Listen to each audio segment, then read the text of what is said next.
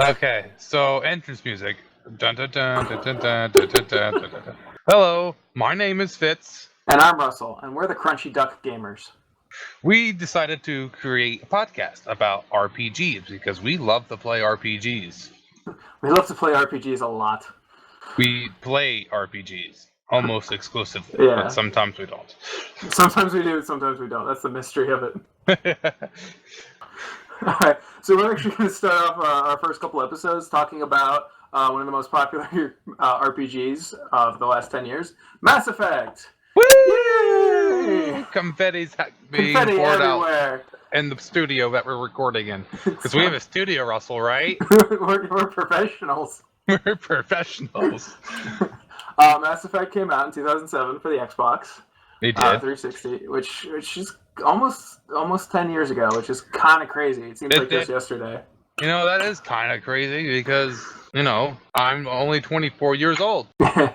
It came out when you were in high school. Yeah, I was 14 when it came out, but I didn't play it until I was like 16.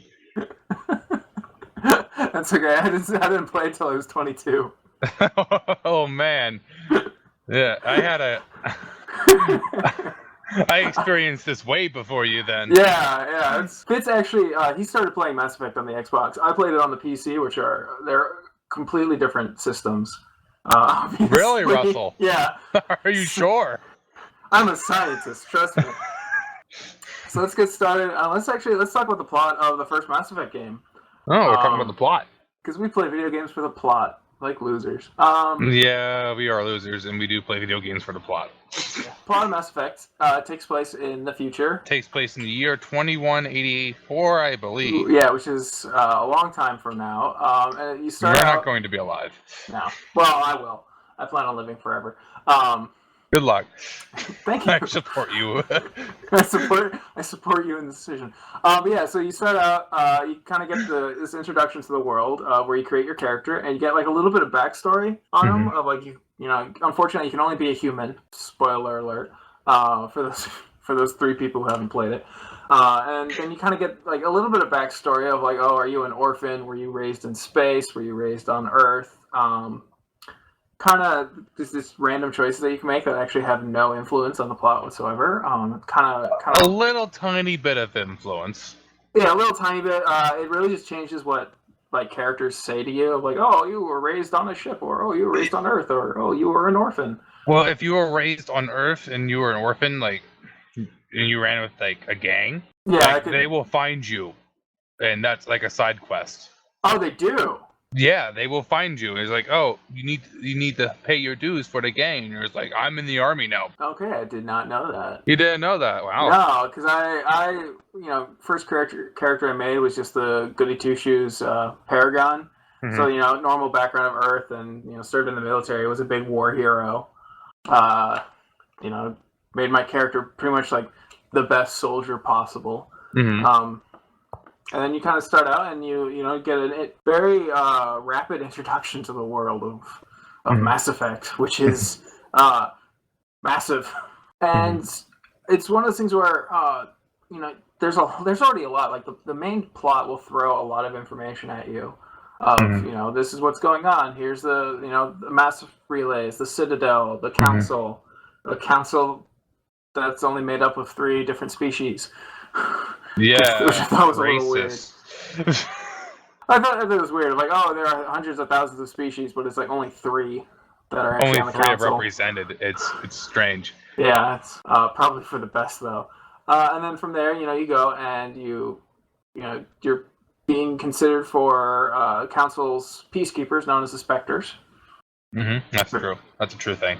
And it's just, it's like, ooh, okay, here's this brand new, unique universe and worlds to explore. Mm-hmm. And it's just like, yay, like, it's like cool, all these new, like, species and different thoughts and ideas to learn about. And the one thing is just, it is all completely new. I mean, how many, like, fantasy games do you play where it's like, oh, look, there's elves and there's dwarves, and there's no real originality. Where you go to Mass Effect, they just created their own races. Yeah, and where you have the Asari, who are basically an asexual race that have feminine humanoid qualities, mm-hmm. but are like very psychic and also very spiritual. And it's like, oh, okay, that's a complete contrast of the Krogans. And that's one thing I love about BioWare games in general, is that they do have such deep lore.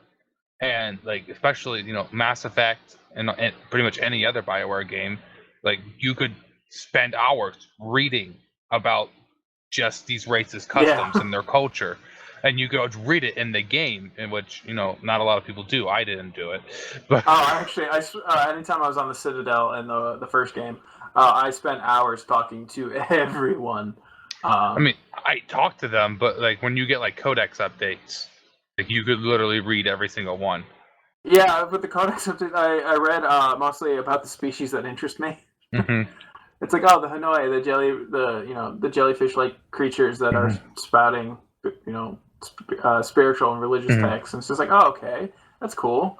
That's that's new. And then reading about the various races, and then also the history. Like, there's also they kind of beat you over the head in the plot of this, but they let you know that humans are young in comparison to everyone else. Everything is living. Everything, all the lore has a purpose. Yeah, it all affects everything within the story and within interactions with other races. It's really great. I just love it.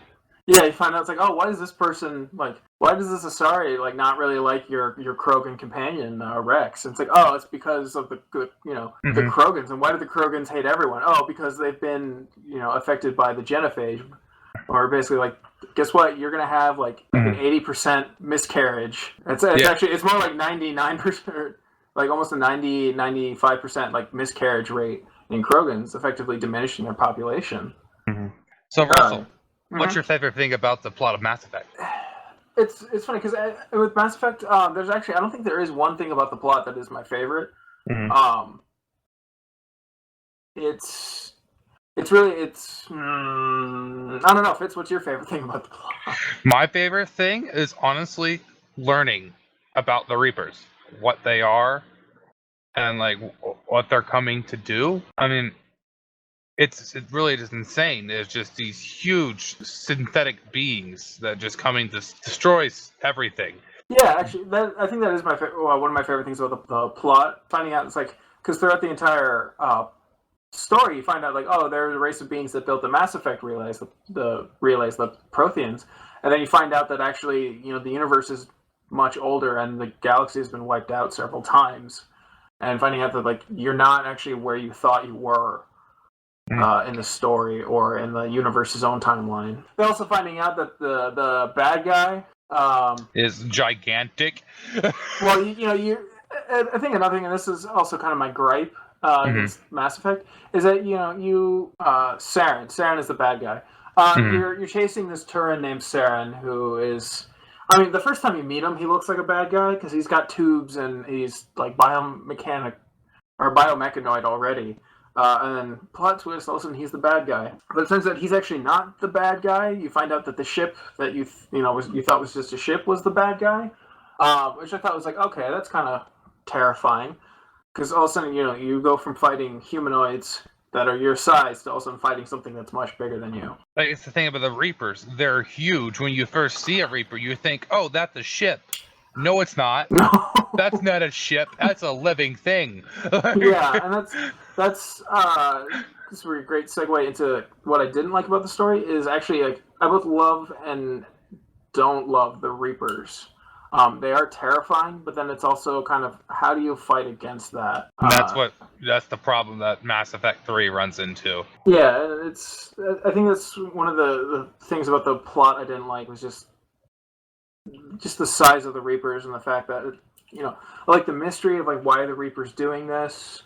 Oh, that's a Reaper. How am I going to fight that? But then at the same time, it's like, oh, that's a Reaper. How's the game going to change so that I fight that? It's kind of, it becomes a very David versus Goliath type thing, but it's, for me, not in a good way. Yeah, I would say that would be my least favorite thing about the plot as well. It kind of, I don't want to go too much to Mass Effect 3, because that's what's most prevalent in my head. It's, the sense of scale also changes very dramatically in the kind of an impossible kind of way. Yeah, I mean, I don't know. We're moving on. Gameplay. All right. Gameplay. Mass Effect is very much an RPG. It's an RPG that kind of is experimenting with a third-person shooter. Is the best way to describe it. Yeah, and we'll talk about how it stops being an RPG next episode. Yeah, next episode we'll go more into how the gameplay has evolved.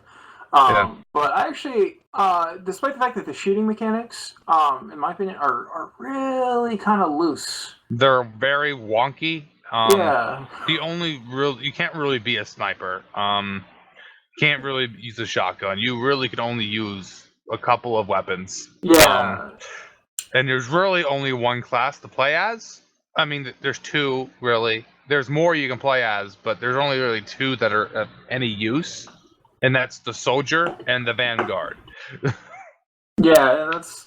Like, first time I tried playing the game, which was on the Xbox 360, I tried playing as a sniper and did it wrong. Which is one of my favorite things about RPGs is that you can actually create a terrible character. Which is both hilarious and simultaneously frustrating. But it's one of those things where it's like you can be a sniper, but you're in a lot of these hallways and small confined spaces where and sniper snipers don't work very well in those. No. Yeah. It was hard using a sniper rifle. Even though I was a soldier, I could and I did sometimes. But I was normally using like the assault rifle type weapon. Yeah. Mm-hmm. That's pretty much how I played the first game. I was just a soldier and just used assault rifles. Because I the soldier, you could use any weapon and you could zoom in and have high accuracy. Assault rifles in that game were just a good overall weapon. Yeah, they're honestly the best you can use in the game. One of my least favorite things about the gameplay would actually be the inventory and looting system. Russell, he had a different experience because he played the PC version, but for me, on the Xbox 360, the inventory was terrible. Absolutely terrible, because it was all in one space. Everything was in one space. It was so overwhelming. This was an issue that they fixed in the PC version. I had absolutely no problem with it. And also, like, this will also be a kind of a plus and minus as far as like loot, all the loot goes. Mass Effect 1, there's actually loot as opposed to the other games. Yeah, and that's kind of like one of the things actually I didn't like about the first Mass Effect is that exploration and loot were kind of, to me, they seem tacked on and not necessary. Yeah, I see what you're saying, but it's an RPG. It needed loot. Yeah, it did need loot, but the problem it has is that I love doing all the side stuff in games. Like Fallout, all I did was the side missions, and then I should probably do the main quest. But in this, anytime I did a side mission, it was time consuming, and there was little to no payoff. I'd get the same 6 gun on 4 different planets. So eventually, I stopped with the exploring, which I think is a shame because here you have this very fleshed out working galaxy that there's no enjoyment of exploring. Yeah, there's no real payoff for doing side missions. Yeah, and that shouldn't be happening in any RPG. Yeah, it's like, I got a little bit of XP, but it's not leveling me up any faster. I mean, you can just do the main story and be fine leveling. Yeah, and in a lot of games, like the side quests are better than the main quests. Yeah. Elder Scrolls, Fallout.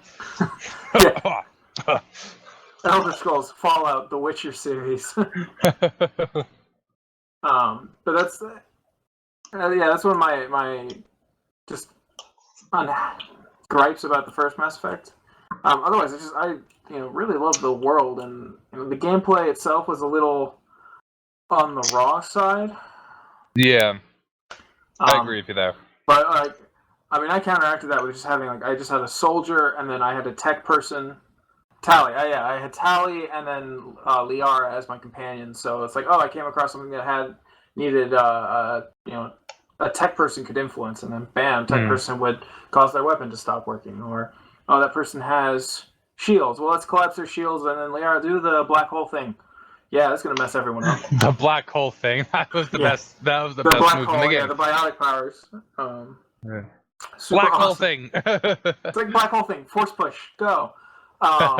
So it's like, okay, they took care of all of like the modifiers that the enemies had, and then I just come in with a soldier and just kind of pave the way. So I just use my teammates to set me up for success. It's really the one of my good play style that at least I've found works for me. Fitz, what were your some favorite things about the gameplay? Let's see. I think we've already talked about most of them, to be honest. About the gameplay? I'm gonna be honest, I didn't really like the gameplay that much. Yeah, the gameplay it's really it's wonky. Raw. It's wonky. Yeah, it is very wonky. You kind of struggle with it. It's kind of like trying to move in molasses sometimes. You have to struggle with it. It's kind of sticky. It's messy. Yeah, definitely. I agree with all of those things. That's I'm saying a lot of negative things, but definitely Mass Effect is one of my favorite RPGs, just because it's a really well done futuristic RPG. I mean, there are a lot of ones where it's like you have elves and dwarves and magic and swords and Middle Earth type stuff, and this is one of the few that it's like, okay, here's the future, and it's just a very smooth, very amazing environment to go and at least learn about, and you find out. I mean, they really did cover everything as to how the faster than light travel works, how the people who can create black hole abilities, how their powers work. And there's actually some side stories with the characters that go around that. And, it's very deep. We did kind of knock down the side quest, but most of the side quests that involve like the characters you travel with, those are really good. Those are really good. Yeah, and then Mass Effect, it also had its morale choices, which one of the gameplay elements that I'm just not a fan of. Really, not a fan of choices. Morality choices always annoy me because it's either you either do all good, and then you get certain options that come with that, or all bad. Right. The options around with that, and it it ensures that you play the game at least twice. But you just there's no decision in your options. At least for me, it's just like, okay, let me just do the good choices and see how that plays out. Or you could do it like me, and just completely ignore that. Well, I was really focused on because when you play as Paragon, you get the ability to persuade people. Yeah. And I use that a lot in my negotiation. It's like, okay, I have all these points put into persuading. Okay, I got out of a lot of fights that way. And it's just there are other games that do this that I'm not happy with, like Fallout 3, the morality system. We can save that discussion for another day. Yeah, there are other games like Fallout 3, the Infamous series. Just not a fan of those very blanket morality choices that change how your character develops, RPG wise, and what powers you might get or what options become available. Okay, transition music. Now we come to the segment of our show where we talk about news in the gaming world. So, Russell, what do you have for us today? So one of the things I want to talk about is HTC's Vive, which is their virtual reality headset that's being developed with Valve, makers of such things such as the Half-Life series and, of course, Steam, if you're a PC gamer person. Fortress. Yeah, Team Fortress, Half-Life, Left 4 Dead, which I'm really excited about this because, I would like to at least play with virtual reality, and the Oculus Rift is well out of everyone's price range right now. So I'm hoping and you also have to have like a very high-end PC to use it. Yeah, it's one of those things where you spend Oculus Rift is $600, so you spend $600 on a peripheral that you then need a multi-$1,000 system to run. So it's an infantile technology, but I'm really excited for it. Yeah, people are going to play with, developers are going to play with it, and they're going to figure out how to make it cheaper to make and how to make it run on, systems that aren't as powerful. Yeah, I mean, I don't doubt that in the future, eventually the development costs will be way down and the requirements will be way down, and then we can just like run it off of our phones. Yeah, in like the next 10 years. That's how capitalism works. Embrace it. The more you know. All right, Fitz, what do you got for us gaming news wise? Let's see. Firewatch. Play it. Do it. Yeah. Love it. Firewatch. Yeah, definitely play Firewatch. It's definitely something you want to get into. Also, The Witness was just recently released. I heard that was really good. I haven't played it because it's $40. Yeah. Darkest Dungeon right now is out on PC. I heard very good things about that. If you want to know what that is, you can do the research yourself. Because I haven't played it. I just want to play it. Things that cost money are sometimes difficult for those of us who are saving it. Yes, for many reasons. Thank you for listening to Crunchy Duck Gamers. Yeah, we hope to be bringing more content to you. We're going to continue our series on Mass Effect next week. We will be talking about Mass Effect 2, the next one in this series. We're going to have plenty of things to talk about. Yep. So yeah, thank you very much for listening to our very first episode. Hope we, at least piqued your interest. You can find us on Twitter at CDuckGames and our Facebook page, The Crunchy Duck Gamers. So yeah, outro music. Dancing. Do do do do do do do do do. Dun dun dun dun dun.